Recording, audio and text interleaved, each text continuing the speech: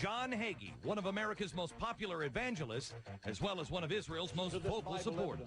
From the shock and the devastation. From his megachurch in San Antonio, his message can be heard on television and radio throughout America and the world. He will set his throne on the Temple Mount in the city of Jerusalem. He's also a best-selling author. His newest book, In Defense of Israel, warns of the impending nuclear threat caused by Iran. And it makes a case that the U.S. must act now. Undercutting the brave and heroic efforts of our military forces in Iraq. Could the threat from Islamic extremists be a sign of the end times? And is the apocalypse almost upon us? The Reverend John Hagee joins me for an hour of honest questions tonight.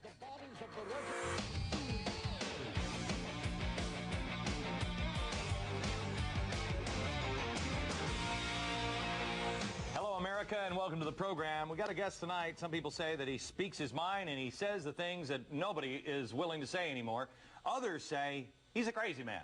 Tonight, you decide for yourself. He's Pastor John Hagee. Welcome to the program, sir. How are you? I'm delighted to be here, Glenn Beck. It's a pleasure. Thank you. I want to talk to you tonight about the things that people in the sane world just don't say, and that is we're living in the end times. You believe that? I do indeed, and I believe the Bible is very specific to the fact that we do live in the end of days. Okay. I want to get into the top 10 things of, what makes you say, because people have been saying that forever. Yes. They're saying, the apostles said Jesus is coming back. They thought he was coming back right away. We're 2,000 years down the line and he still hadn't come back. So what makes you think that we're living in the end days? Well, there are 10 Bible signs that we're living in the end of days. The Bible is the most phenomenal book that's ever been written, because when it was written, 25% of it was prophetic, telling the future. Mm-hmm. And these signs about the end of days do not require a theological knowledge. So people who are watching this show say, well, I don't have Bible knowledge. If you read a newspaper, you're going to get this. Mm-hmm. The first sign is the knowledge explosion. Daniel 12, the 4th chapter, God said to Daniel, I want you to shut up the book until the time of the end. That's a very important phrase, the end of days. When men shall run to and fro, and there will be a knowledge explosion. From the Garden of Eden until the 20th century, there was no knowledge explosion. In transportation, people rode horses just as David, Julius Caesar, George Washington. Mm-hmm. And then came the car, the jet, put people on the moon. We are that generation that's having the knowledge explosion. The same thing has happened in communication. From the Garden of Eden to the 20th century, there was no differentiation. Then we came the ability of telegraph, telephone, television, telewoman. You can reach somebody on an airplane, right, talking to them. And now in the field of medicine, from the Garden of Eden to the 20th century, now with medicine, we've had to redefine death because we can literally keep someone alive on stimulants indefinitely. Okay, so the first sign is knowledge explosion. Second sign. Second sign is the rebirth of Israel. This is a very obvious sign. How did the people early on miss this one? Because, that's a very important sign, and that didn't happen until Israel was reestablished. So how did everybody else say, oh, yeah, I forgot about that one? Well, it had to do with the time that they were living in and the theological environment in which they were raised. My father, who was a Bible preacher, in the middle 40s, made this statement: if the state of Israel is not reborn, we have a reason to believe the Bible is not true. And believe me, for my father, who was a Bible scholar, that was a monumental statement.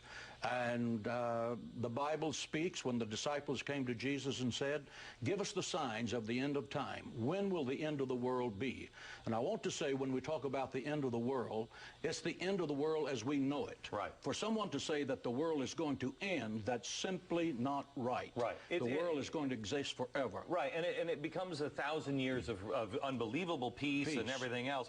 But you've got to, and we'll get into this a little later, you got to go through horrific times to get to that 1,000 years of peace. And I've often thought, when September 11th happened, I thought how quickly we will forget this. Remember how great we were and we united with everybody else. Yes. And it didn't take too long before we forgot. Yes. So for us to live this way for 1,000 years, what must it be like to teach us to be humble and remember and respect each other and everything else.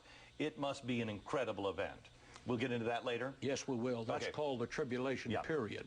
That happens after these 10 signs. The rebirth of Israel, Jesus said in Matthew 24:32 that look at the fig tree, and when it blooms again, you will know that my coming is nigh at hand. Okay, that's Israel. That's Israel. Okay. And then the third is the birth of nuclear warfare. Now, this was not something that was possible in the 1900s. And I don't remember reality. I don't remember seeing nuclear war. In the middle 50s.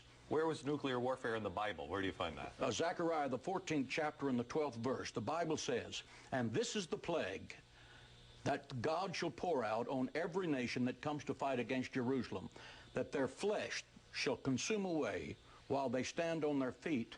Their eyes shall be consumed in their sockets, and their tongue shall be consumed in the mouth. That is a perfect picture of what happens to the human body in a nuclear blast. If you saw the videos of Hiroshima, that's exactly what happened. The H-bomb can produce heat of 150 million degrees Fahrenheit in a millisecond, and that's why the flesh can melt off of the body before your body can hit the ground. But it's a perfect description of nuclear warfare. Okay, hang on just a second. America? Happy Friday so far?